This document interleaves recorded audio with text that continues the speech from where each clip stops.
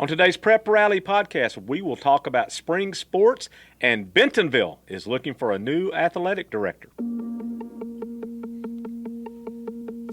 It's the Prep Rally Podcast, the only podcast in the state dedicated to prep sports. Brought to you by the Northwest Arkansas Democrat-Gazette. Here's your host, Chip Souza. All right. Spring break is over, and spring sports, Henry, they are here until mid-May. It's nonstop. Yeah, we're now rocking and rolling until then. We've now switched. We're about in third gear. We're in third gear, hoping for fourth and fifth gear, but looks like Ricky Fire's transmission might be leaking a little fuel, little fluid, Ricky, little fluid leaking. Can you hold on till you get to the end? Put a little bubble gum on it. Yeah, I'll get there. Put a little bubble gum, a little baling wire and duct tape. That'll make it work. I'm Chip Souza, joined by Henry Apple, Ricky Fires, Leland Barclay. We are the Northwest Arkansas Democrat-Gazette sports guys, and we are here to talk a little spring sports. Boys, we've got had some great games this week, but Ricky, nobody saw a better game this week so far than our man Henry Apple on Monday over in Fayetteville. And I have to elaborate on the story on how this transpires. I was originally supposed to cover one game. He was. I was going to go cover Bentonville at Harbor. Which was a good game. Which was a good game. On paper appeared to be a good game. Right. But he had an epiphany. I said, hey. An epiphany. You know, she was a 70s singer. You know that group, you know, the Epiphanies? Yes. Yeah. So anyway, I send Chip a text. I said, I think we need to make a change here. And when she responded, that's fine with me. So now I switch gears and I start texting photographers. Okay. Spencer and Andy. I said, hey, I'm wanting to make a change, and I'm going to let you pick the game. Andy Shoup says, hey, let's do Fort Smith Northside and Fayetteville. It will give us a Northwest Arkansas team, a River Valley team, and I'm already in Washington County. I said, fine, we'll work with it. Okay. This was about 8:30 Sunday night. Wow. We get there, and even Andy said probably one of the best games he's ever witnessed in 35 years. 35 years. Now, let me tell you something. Andy Shoup has seen a pitch or two in his time. Yeah. Okay. What a great switch on that, Henry. Now, we always, Rick, and for people who are listening and don't know this, we schedule what games we're going to go to a week or so out so that we can schedule photographers, and they're busy. The world's not just sports. We think it is. Ricky, we think it is. But there are other things out there. I don't know why people care about those other things, but they do. Anyway, we can't just, be all about sports. So we have to work with photographers. When can you be there? Does this time work? Yada, yada, yada. We do it ahead of time so they know what's going on. But there was a little flexibility here on this Monday. And, man, Henry, what a great switch that was. And tell us why it was a great switch. For 6 innings, we had 2 pitchers throwing a no-hitters. Wow. Not one pitcher, 2 pitchers. Now, they weren't perfect. Walked McLean, a few here and there. Yep. Moody walked 5 batters. Jaison DeLamar walked 2 and hit 5 batters. Woo! That's when the guy in the on deck goes, Coach, do I have to bat? I think somebody was yelling from the old Bull Durham movie, hit the mascot. Hit the mascot. I don't know where the next one's going. That's the only thing he didn't hit was the mascot. But anyway, no hits. No hits. 6. And you have to know something has got to give. Otherwise, we're going to keep going and going and going. 7th inning, Jaison DeLamar retires Northside in order, 1, 2, 3. He's only thrown 84 pitches through 7 innings. Wow, that's efficient. And even, but you say he hit a bunch of batters. He didn't walk them. He said, you know what, I'm not wasting 4 pitches on you. I'm going to go ahead and drill you with 1 pitch and and go to the next guy. Yeah, it wasn't like he was head hunting. Let's see, I'll get a knee here, an ankle here, an elbow here. 1 off the top of the shoes. There you go. So, all right, so 2 no-hitters going. McLean Moody, Northside, no-hitter. Jaison Jaison DeLamar, no-hitting for Fayetteville. What was the final difference here? 1-0, bottom of the 7th. Finally, Fayetteville gets a hit. It was a no-brainer, single up the middle, but this was preceded by walks. So now you got runners at first and second, and up steps Landon Schaefer and a legitimate rip into the left center bada field. Bing, bada boom. Game over. Game over. 1-0 Fayetteville. What a great game, man. So, both pitchers not throwing BBs, not filling up not filling up the mitt with strikes, but being what would Paul Boyd say? Effectively wild. Yeah, or wildly effective. Wildly effective. There you go. One or the other. Yeah, and what was interesting is before Landon Schaefer batted, Northside had a meeting on the mound. McLean Moody was at 109 pitches. Oh, that's 110 is the max, right, Henry? Now, you can finish a batter, but 110 is the maximum. If you throw a one in the middle of it, you're allowed to continue. Finish that batter. Yeah. 110, that pitch was in the dirt, and Landon said, I was anxious, I swung, I missed. 0-1, he fouls off the second one. That's pitch number 111. Pitch number 112 becomes the final one and goes to the left center field fence. Bada bing, bada boom, 1-0. Great game. I like Great game like that. All right, so that is our number one feat of the week. Now, this is something that we're doing every week on the Prep Rally podcast. We're going to bring you 3 feats of the weeks, okay? Or week, maybe just a week. 3 feats of the week. That is feat number 1, Jaison DeLamar, no-hitter for Fayetteville. By the way, he is verbally committed to go to Arkansas, by the way, to play baseball. But, Ricky, he might have some football opportunities, too. But that's our number 1 feat of the week. Now, let's take it to the number 2 feat of the week. Ricky Fires, I'm looking squarely at you. You were at a soccer match on Tuesday night, a great soccer match for the undefeated Fayetteville Lady Purple Dogs. Ricky, give us our number 2 feat of the week. Now, this is the actual feat. Feet. Using their feet. The F-E-E-T. Yes. Yes. And I was looking at the Fayetteville roster, and I'm recognizing some of the girls' names. And I get to this girl, she scored 2 goals, had an assist, and I said, how come I've never heard of her before? Her name is Janie Kramer, and the reason I hadn't heard of her before, because she's a freshman. Correct. And she had an outstanding game. Fayetteville is now 8-0. 8-0. They got to play at Joe Toma. Oolagaga, Oklahoma, and then they start conference. Is that what you say when a play. pretty girl goes by? Oolaga. Oolaga. Yeah. Yeah. Hey, and so they're on the cusp of conference play. Conference play has been delayed in soccer because that's a whole different podcast. We don't even have time for that. That would be a mini series. That's starting next week. But they moved to 8-0. They beat Fort Smith Southside last night, 6-0. Excuse me. What was the score? 6-0. What was the score? What? Nil. 6-0. Oh, I forgot. We got to introduce you to Ted Lasso. Yeah. Rick. You got to start watching. Yellow card. That's right. Yellow card for you. Yeah, nil. Nil. I'm from East Arkansas. It's ought. 6-0. Ricky Jethro Fires. There you go. So Southside is really good. Like I said, Larm, Magri, they've got some stars. And then every year, seem like they bring up some more. And this girl right here, Janie Kramer, 2 goals. And the assist is also impressive. She had a free kick from about 25 yards out. And when you do a free kick, the goal is to get it somewhere right in the middle. It's like a sand trap when you're trying to chip out of a sand trap right there. And she skies it right there. And one of the other Fayetteville girls just kicks it through right in front of the goal. So this young freshman right here, Janie Kramer, our soccer feat of the week. Feat, F-E-E-T, of the F-E-A-T week. Yes. There we go. That is feat number 2. Now we kick it over to Leland Barclay for feat number 3. Leland, give us feat number 3. And we had a girl from Alma that just went nuts yesterday in a doubleheader for softball. She had a very good doubleheader. I don't have the stuff in front of me. 12 RBIs, 7 hits, including in the doubleheader, she had the cycle. And we know that's a big deal. That's a double, a triple, a single, and a homer. Yeah, Julia Nutt from Alma. She's a first baseman. Julia Nutt hits for the cycle, 12 ribs.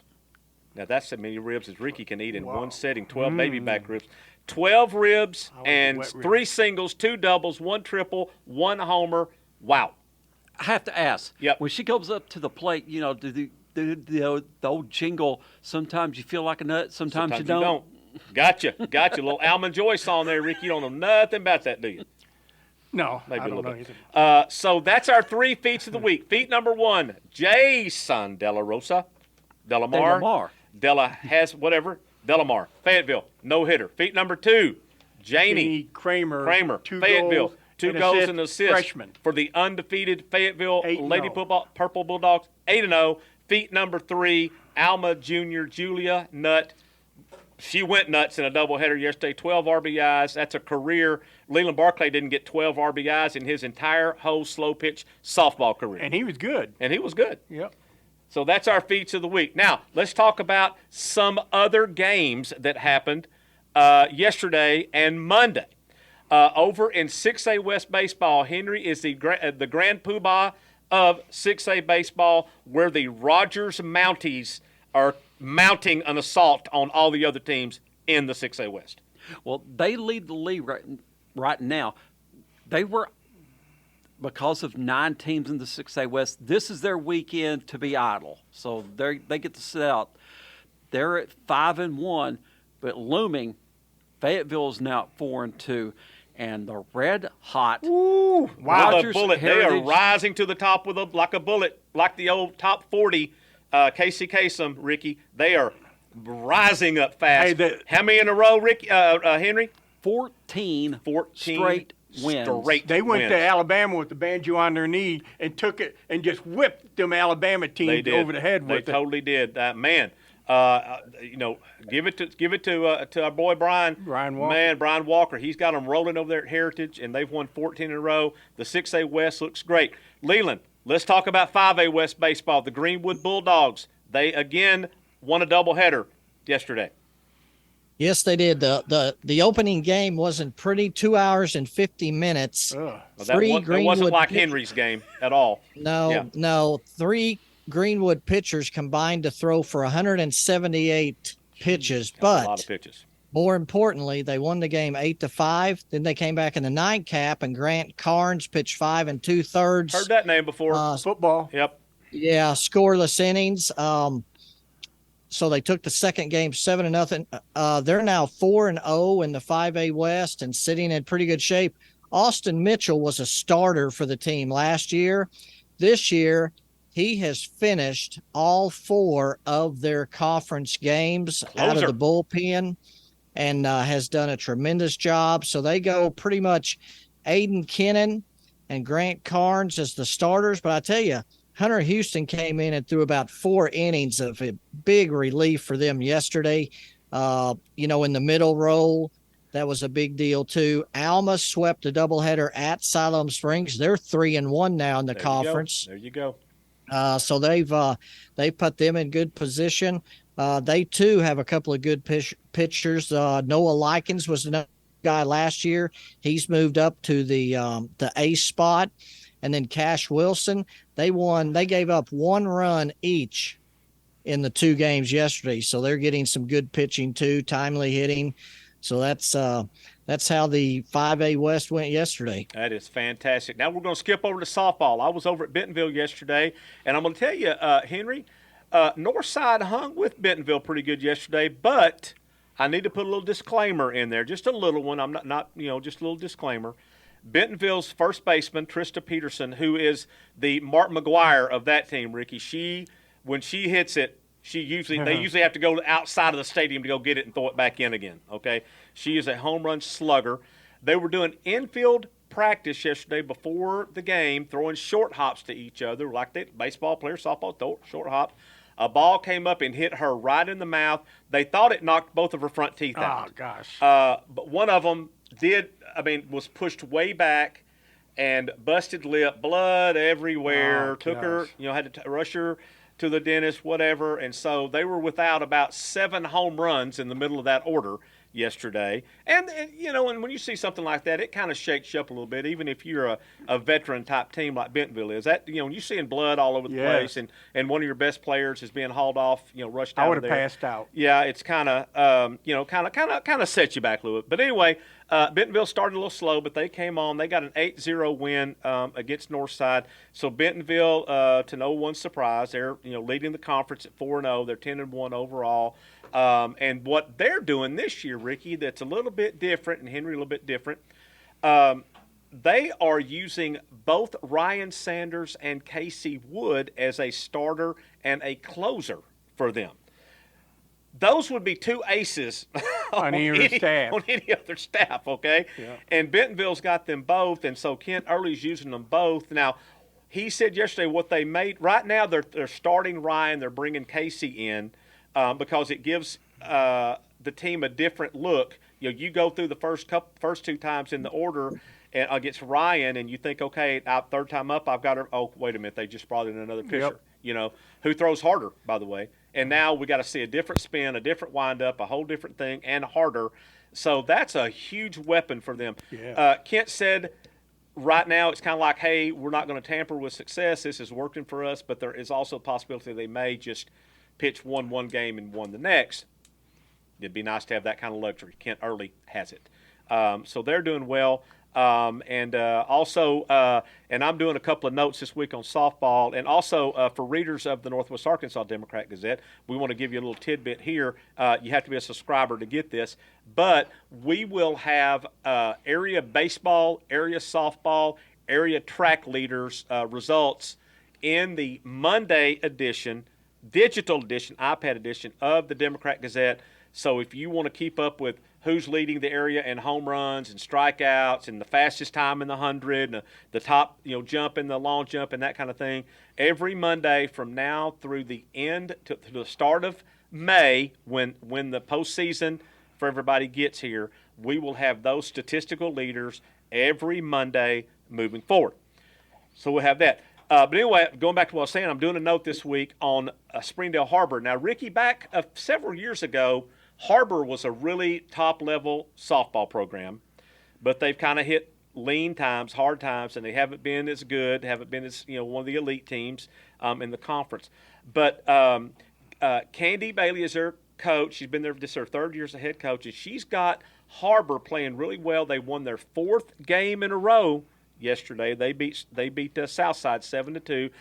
They have a player on their team named Aniston Reith, who is a pitcher and a slugger.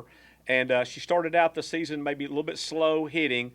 Well, let me tell you, she has flipped that switch in about the last 5-6 games. So they've won 4 in a row, 5 of their last 6. Harbor's kind of on a hot streak. So good for them, good for the Lady Wildcats, and good for the conference because for 2, 3, 4, 5 years, Ricky, it's basically been Bentonville West, and Rogers, and then an entire Grand Canyon to the next teams, okay?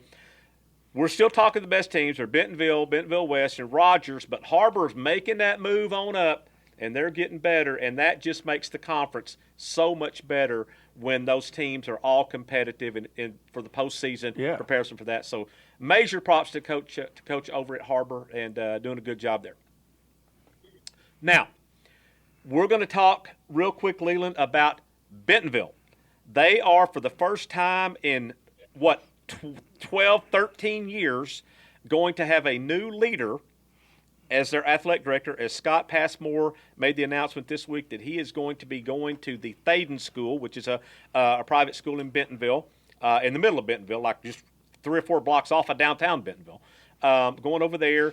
It's a great opportunity for him, Ricky, because he's going to get to build this athletic program at Thaden literally from the ground up. And so great opportunity for him. But, Bentonville's got a hole to fill there, Henry. Most definitely. When you talk about what he has accomplished in 12 years. Yeah. He became the athletic director in 2011. During that time, he got to see and hire a completely brand new coaching staff at Bentonville West. In every sport. Yeah. Did he hire Barry Lunny? No. Okay. No. For football. At Bentonville West. So he hired Brian Prant. Everything at Bentonville West, he hired. Okay. Because West started in 2016. Okay. Since he has became AD in 2011, Bentonville has won more than 100 state championships in a number of sports. Yeah. Haven't they won trophies for all sports? 2 times they were the Max Preps Cup winner. That means nationally, Ricky. Yeah. Wow. Yeah. And became the first school to ever win it twice, and of course the first school to ever win it twice in a row. Back to back. Now, let me ask you this, because I read your article. Now, because this is highly unusual. Usually you'll see somebody go from a smaller school, try to get up to the upper level. And I was just thinking, I said, man, does he have kids that go there, or it's just a challenge of starting from the ground up and building something again?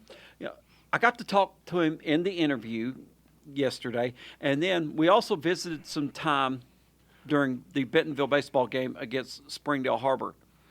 And he points at the Bentonville baseball team. He says, I only know about 3 or 4 players on that team right now. Yeah. He said, because of there's so many around. sports, and now he's having to bounce around between not only 2 high schools, but all the junior highs and stuff like that. He says, I'm ready for more one-on-one dealings with coaches, with faculty heads, but not only that, students and student athletes. I can know them on a first name basis. Makes sense. Yeah. And and they're on the verge of, they're like a lot of these smaller schools here in Northwest Arkansas. They're having to rent out facilities to play sports. Yeah. All they have right now is a soccer field. But so they rent out the AAO building at Rogers to play their basketball games. Of course, you have to shuffle between them and the Haas Halls. And I think Ozark Catholic also plays over there. There is works where they're going to start building stuff on campus. Yeah. Okay. Ricky, if you've never seen the Thaden campus, it is 2 or 3 blocks off of downtown, off of 5th. Yeah. Henry, is that right? It's off of Main Street and 8th Street. 8th Street, It okay. is the old Benton County Fairground. Right, that's right. Okay. That's right. In Bentonville.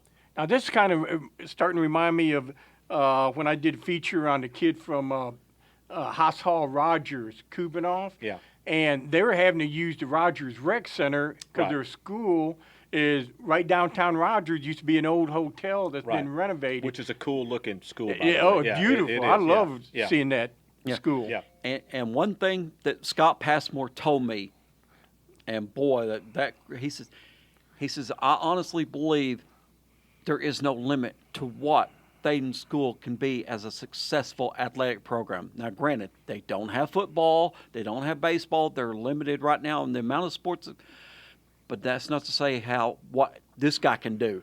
Yeah, Henry, I visited with him a little bit yesterday, too, when I was leaving the Bentonville softball game, and he said, of course, the first thing probably that he's going to be tasked with doing is getting a gym built. That's going to be probably the first thing.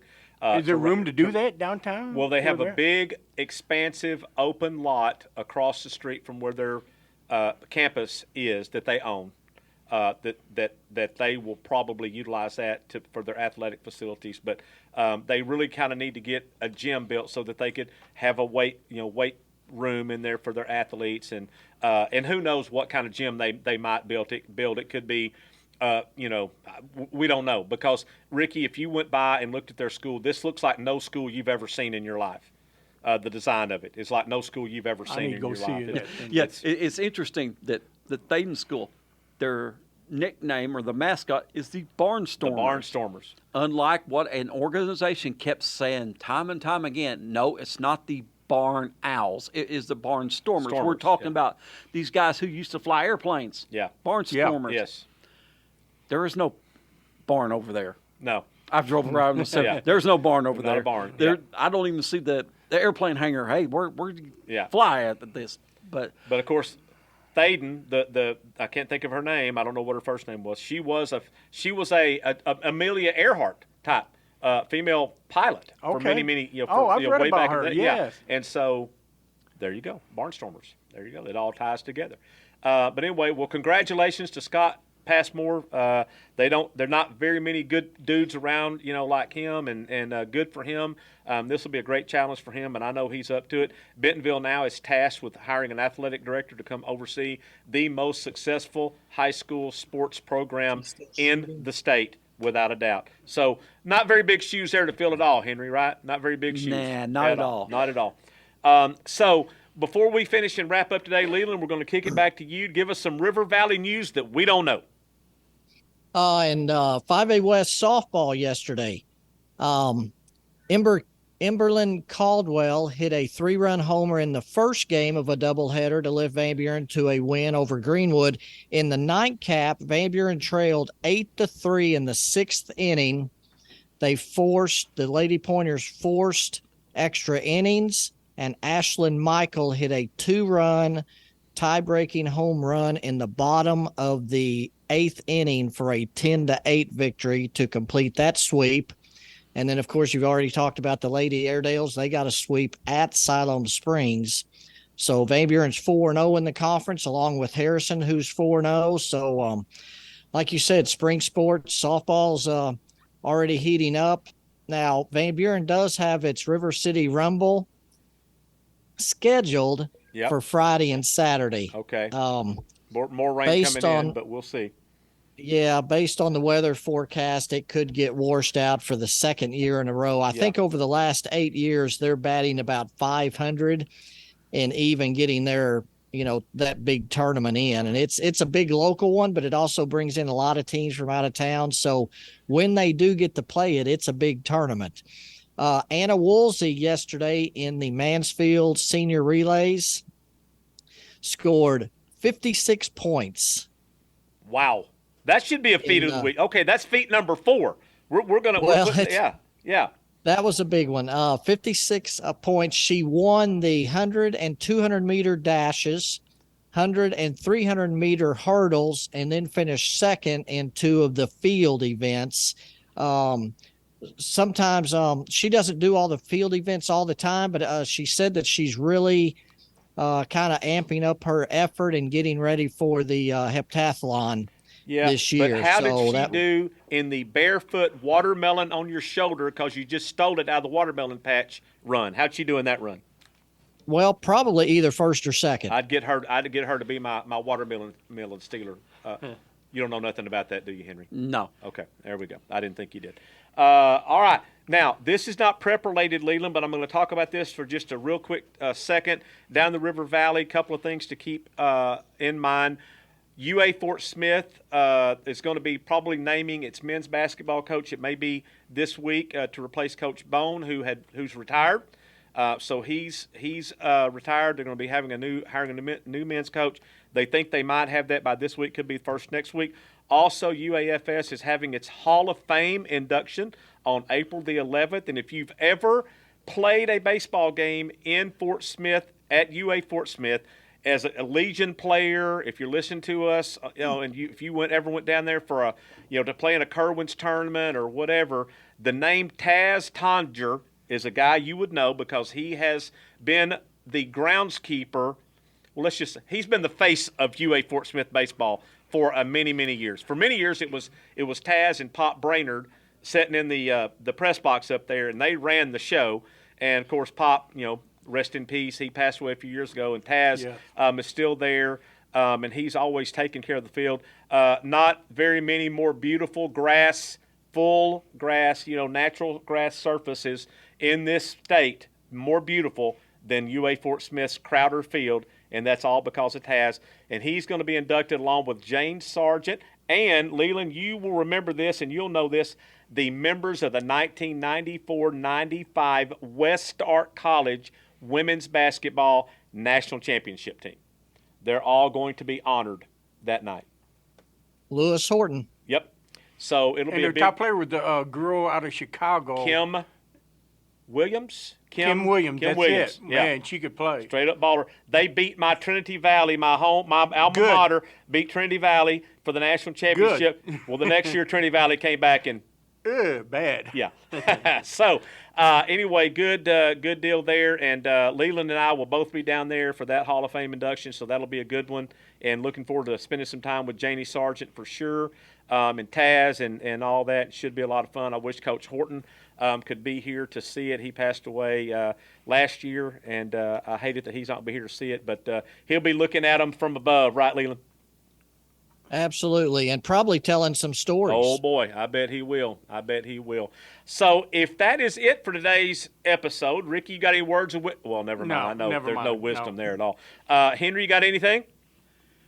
Nothing that crosses my mind, Rollo. I think I've emptied the tank today. Now, we also want to let you guys know that we'll be having Paul Boyd back next week. He's been on the disabled list for a few weeks. He'll be back with us next week and talking about. And I know this is a prep show, but the Northwest Arkansas Naturals opened their season next week. Yes. They have 3 games at Arvest Ballpark next Henry, Thursday, Friday, Saturday. They have 3 games at home to start the season. Then they hit the road. And Paul is all about the Naturals, and he'll maybe talk a little bit about that next week. But we're sure glad to have him back. So for Henry Apple, Rick Fires, Leland Barclay, I'm Chip Sousa. Thanks for being with us on the Prep Rally Podcast. We'll be back here next week with even more stuff. See ya. The Prep Rally Podcast is produced and directed by the Northwest Arkansas Democrat-Gazette. Find us on SoundCloud, Apple, Google Play, Spotify, and Stitcher.